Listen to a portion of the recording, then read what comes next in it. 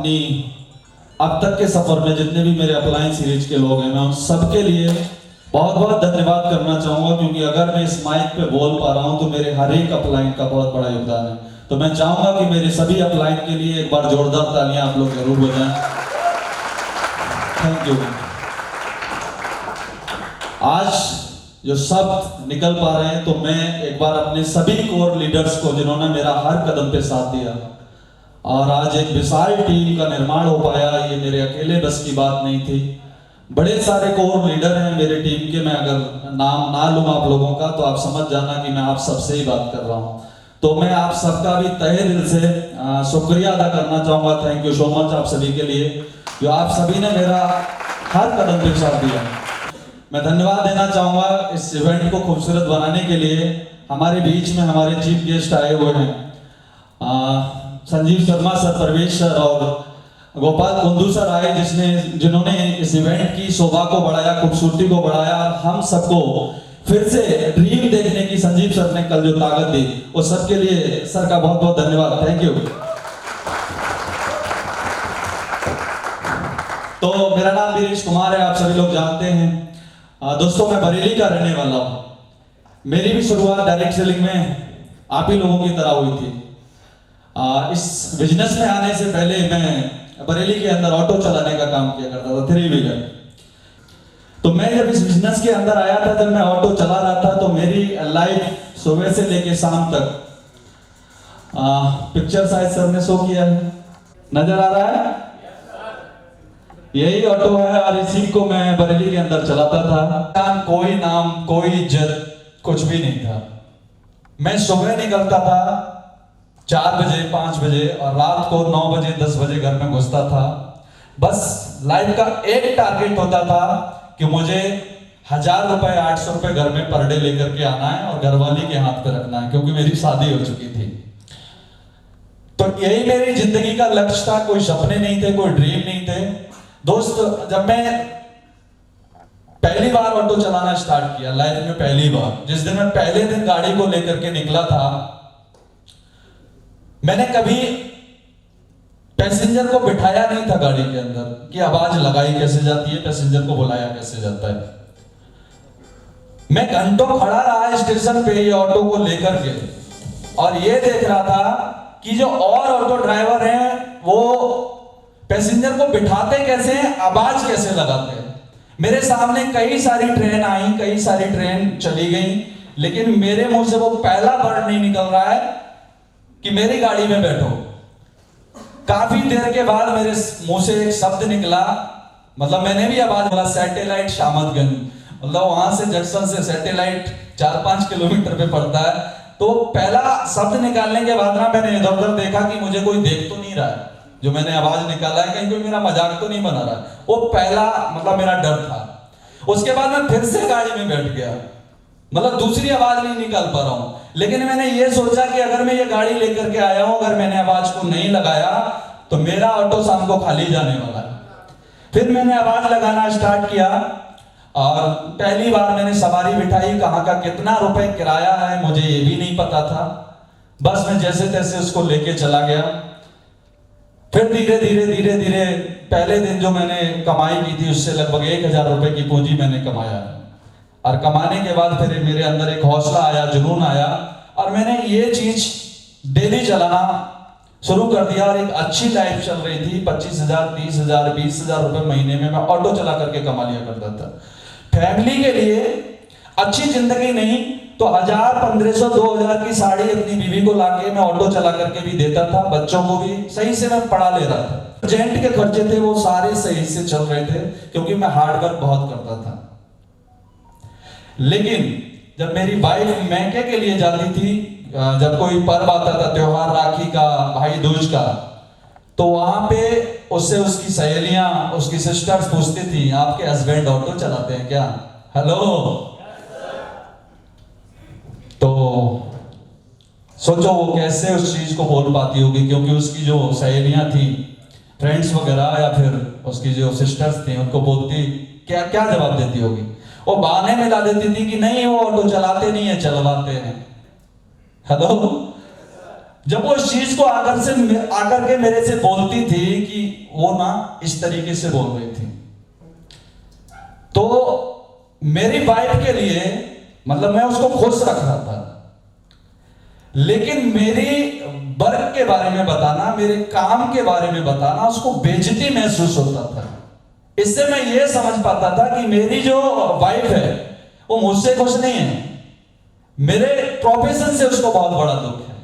वो ये चाहती थी कि मेरा हस्बैंड भी कोई नौकरी कर रहा होता, कोई अच्छा व्यापार कर रहा होता, कोई अच्छा बिजनेस कर रहा होता, जिससे कि मैं शान से बोल पाती लोगों को कि मेरा हस्बैंड का कोई प्रोफेशन नहीं था। जब इस बात को वो बोलती थी तो मैं तो समझता था ये क्या बोलना चाहती है। वो पेन, वो दर्द जब जब वो इस बात को दोहराती थी मेरे दिल में होता था, लेकिन मेरे पास था। मैं आज भी एहसानमंद हूं उस इंसान का जो मेरे ऑटो में बैठा और जिसने मुझे पहली बार कुछ ड्रीम दिखाई, कुछ सपने दिखाए, जिसने बोला सारे खर्चे हो जाते हैं। मैंने कहा बिल्कुल सही से चल रहे हैं। लाइफ में क्या सपने हैं आपके? मैंने कहा क्या सपने हो सकते हैं ऑटो ड्राइवर के? सुबह को निकलना, शाम को घर में आना, 2 वक्त की रोटी। बोले नहीं है, हर किसी इंसान के गरीब हो अमीर हो मतलब उससे नहीं है, सपने सबके होते हैं, सपना हर एक इंसान देखता है। आपके भी कुछ ना कुछ ड्रीम होंगे, मैंने छोड़िए ना। आपको मैं सपने बता के मेरे क्या सपने हैं इससे हासिल क्या होगा? उन्होंने बोला कोई बात नहीं, दोस्त समझ के अपना दर्द शेयर कर सकते हैं, अपने ड्रीम बता सकते हैं, सपने बता सकते हैं। यानी मैं चाहता हूं बरेली के अंदर मेरा अपना खुद का प्रॉपर्टी हो, घर हो, बच्चे अच्छे स्कूल में जाएं, एक नाम हो, पहचान हो। बोले अच्छा। तो उन्होंने बोला कि ऑटो चला करके क्या ये पूरे हो सकते हैं? मैंने कहा नहीं, ऑटो से तो नहीं हो सकते। बोले कोई और रास्ता, कोई और ऑप्शन? मैंने कहा फिलहाल ऑप्शन के बारे में सोचने का मेरे पास वक्त ही कहां है। सुबह को निकलता हूं, शाम को घुसता हूं, थका आ रहा, 2 घंटे टीवी देखता हूं, सो जाता हूं। मेरे पास उतना समय ही कहां है कि मैं ड्रीम देख पाऊं या फिर कुछ और प्लानिंग कर पाऊं। जो समय बचता है बच्चों के साथ गुजार देता हूं। उन्होंने बोला कि अगर आप रहेगा, मैंने कहा सर रहेगा तो अच्छा, लेकिन मुझे लगा कि ये बंदा मेरा इतना हितैषी क्यों बन रहा है, मेरे बारे में इतना क्यों सोच रहा है। उन्होंने बोला कि मेरे पास एक बहुत अच्छा काम है और हम और आप अगर मिलकर करेंगे तो बहुत अच्छा हो सकता है।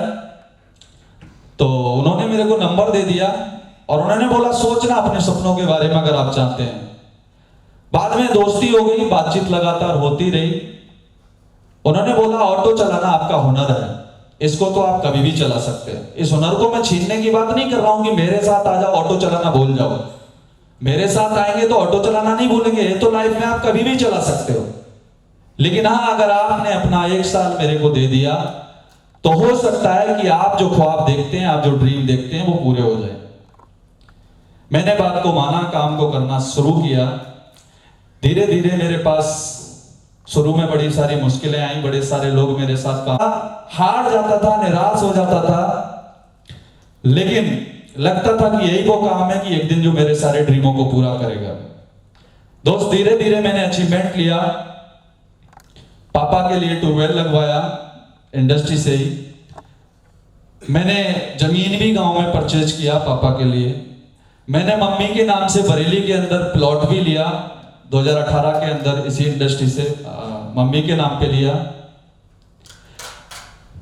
तो ये चीजें मेरी लाइफ में जब बढ़ना शुरू हुई तो मेरी वाइफ लोगों को बोलना तो शुरू कर दी कि मेरा हस्बैंड अच्छा काम करता है, लेकिन एक चीज दूसरी बोलना शुरू की, मेरे लिए क्या किए हो? हेलो, जो भी किए हो घर वालों के लिए किए हो, मेरे लिए कुछ किए हो क्या? तो अभी 11 तारीख को मैंने वाइफ के लिए भी 11 लाख रुपए का प्लॉट अपलाइन, और आप सबकी वजह से मैं वाइफ को भी गिफ्ट कर पाया। और मैं धन्यवाद देता हूं SHPL का, अपनी ऑल अपलाइन का और ऑल टीम का, जिसकी वजह से ये संभव हो पाया। कल जो लोग बोलते थे कि आप ऑटो चलाते हो, क्या पत्नी को शर्म आती थी मेरे बारे में बताने में, आज वही वाइफ बोलती है कि मेरा हस्बैंड बिजनेस करता है। ये वही ऑटो ड्राइवर है ना? हेलो, कल ये जो पुलिस वाले बगल में खड़े हैं ना, ऐसे ही लोग मेरे को डंडा मारते थे। हेलो, हर चौक चौराहे पे खड़ा नहीं करने देते थे ऑटो। आज ऐसे लोगों से मेरी मित्रता है, ऐसे लोग मेरे साथ बैठते हैं, मैं उनके साथ बैठता हूं। हेलो, ये सब डायरेक्ट सेलिंग इंडस्ट्री की वजह से हो पाया। तो नो पेन नो गेन, क्योंकि जब तक आपके दिल में कोई दर्द नहीं होगा, कोई ड्रीम नहीं होगा, कोई सपना नहीं होगा, आप इस बिजनेस में कामयाब हो ही नहीं सकते। आप अपनी वो वजह ढूंढिए कि आखिर इस बिजनेस को आपको करना क्यों है, एसएचपीएल आपको क्यों करना है। वो दर्द, वो पेन जिस दिन आपके अंदर जग गया, कितने भी चैलेंज आ जाएं, कितनी भी प्रॉब्लम आ जाएं, कितने भी रिजेक्शंस आ जाएं, कितने भी लोग छोड़ के चले जाएं, आपको कोई फर्क पड़ना नहीं है। क्योंकि अगर आप जिंदा हो गए, आपका कॉन्फिडेंस लेवल बढ़ गया, तो हजारों लोगों का कारवां तो आपके पीछे ऑटोमेटिक चलना शुरू हो जाएगा। Thank you so much. तो मेरे अंदर एक दर्द था और उस दर्द को लेकर के दोस्त में लगातार चलते गया। आज आपने देखा होगा, बड़े सारे लोग ड्रीम तो देखते हैं, सपने तो देखते हैं, लेकिन उन सपनों को वो पूरा नहीं कर पाते। ज्यादातर लोग आते तो इस बिजनेस के अंदर है, लेकिन आपने देखा होगा क्विट कर जाते हैं, छोड़कर चले जाते हैं।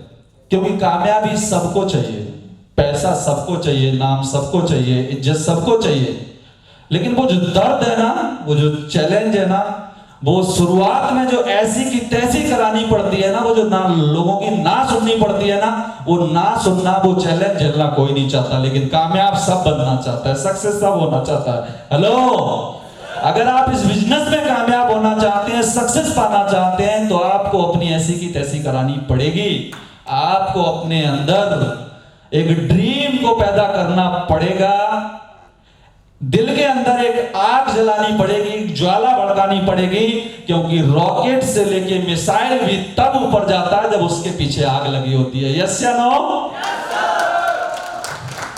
अगर आपको लाइफ में आगे बढ़ना है, जीवन में ग्रोथ करना है, सक्सेस पानी है, तो एक ज्वाला अंदर से जगानी होगी, भड़कानी होगी। ज्यादातर लोग इस बिजनेस के अंदर आ जाते हैं, आने के बाद वो डिपेंड हो जाते हैं अपलाइन पे या डाउनलाइन पे। हेलो, कुछ लोगों को स्विच कराने के बाद, कुछ लोगों की टीम बनाने के बाद वो एकदम बॉस हो जाते हैं। I am a boss.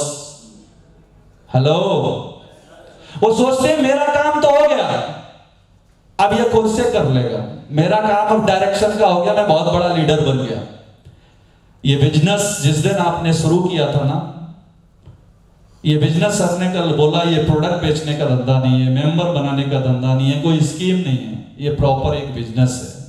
और जब हम किसी बिजनेस को शुरुआत करते हैं, जब उसमें लाख, 2 लाख, 5 लाख, 10 लाख लगाते हैं, मैंने क्या बोला, जब मैंने पहली बार ऑटो चलाने के लिए निकला था, मैंने 1.5 लाख रुपए का ऑटो खरीदा था।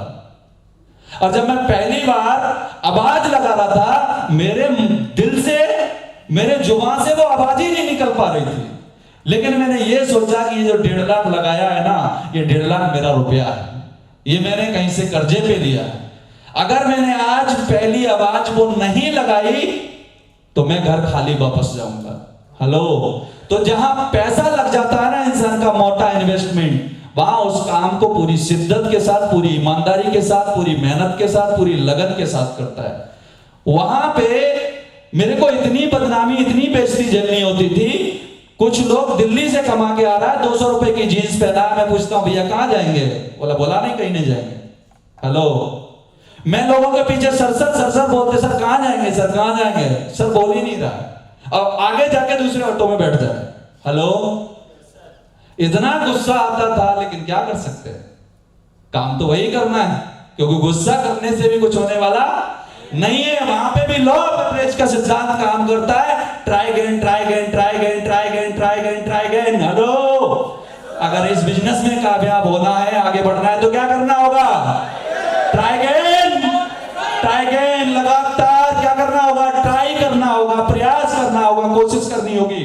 वहां पे भी क्या होता था, मैं 2 लोगों को पकड़ के लेके आया, ऑटो में बिठाया, दूसरा पकड़ने गया, तब तक 2 को कोई और लेके चला गया। हेलो, ऐसा यहां भी होता है ना, 2 की टीम बनाई, पता चला कि किसी ने नेगेटिव कर दिया, 2 प्लान किए, तीसरा करने के लिए गए, मतलब तीसरे का प्लान कर रहे हैं, जो पीछे तैयार किया तब तक वहां पे मिस हो गया।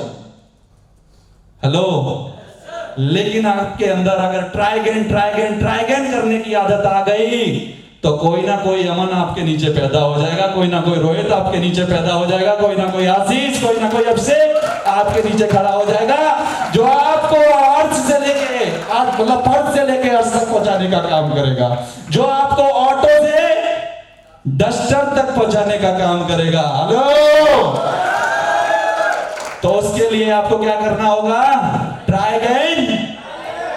अगेन। मैंने आपको बोला कि लोग डिपेंडेंट हो जाते हैं, अपलाइन या देखना शुरू कर देते हैं एक्सक्यूज, बहाने, प्रॉब्लम, लेकिन जब खुद का बिजनेस आ जाता है ना, जब मेरा शब्द आ जाता है ना कि ये मेरा व्यवसाय है, वहां एक्सक्यूज नहीं आते हैं, बहानेबाजी नहीं आती है। हेलो, वहां एक्सक्यूज आते नहीं है, वहां बहानेबाजी नहीं आती है, क्योंकि आपको पता चल जाता है कि ये काम मेरे को ही करना है और करना ही पड़ेगा। जिस दिन आपने डायरेक्ट सेलिंग बिजनेस के अंदर, एसएसपीएल के अंदर, इंडस्ट्री के अंदर ये मानना स्टार्ट कर दिया ना मेरे पीछे कोई है ना मेरे आगे कोई है, उस दिन आपको कामयाब होने से दुनिया की कोई ताकत नहीं रोक सकती। आपको ये ठानना पड़ेगा कि जो भी करना है मेरे को ही करना है, आपको आश्रित नहीं रहना है दूसरे के ऊपर। देखते हैं आप सक्सेस के बाद, हेलो, संघर्ष आए, जर्नी काफी है, बातचीत बहुत करना चाहता था लेकिन समय का अभाव है, हम लोग तो हमेशा बातचीत करते हैं। कॉन्फिडेंस और पूरे होश और हवास में एक चीज बोलना चाहूंगा कि कल जो चीज मेरे को मिली और आप सबको मिली संजीव सर के माध्यम से, शायद आज तक हम लोगों ने मतलब उसको देखने के बाद रोंगटे खड़े हो गए थे, ऐसा ना हो? जो हमारे सपने मर चुके थे, धुंधले हो चुके थे, साफ दिखाई नहीं दे रहे थे, दिखना स्टार्ट हुए या नहीं? रियल में यकीन मानिए, मैं भी सोच रहा था कि अभी गाड़ी में थोड़े दिन बाद बदलूंगा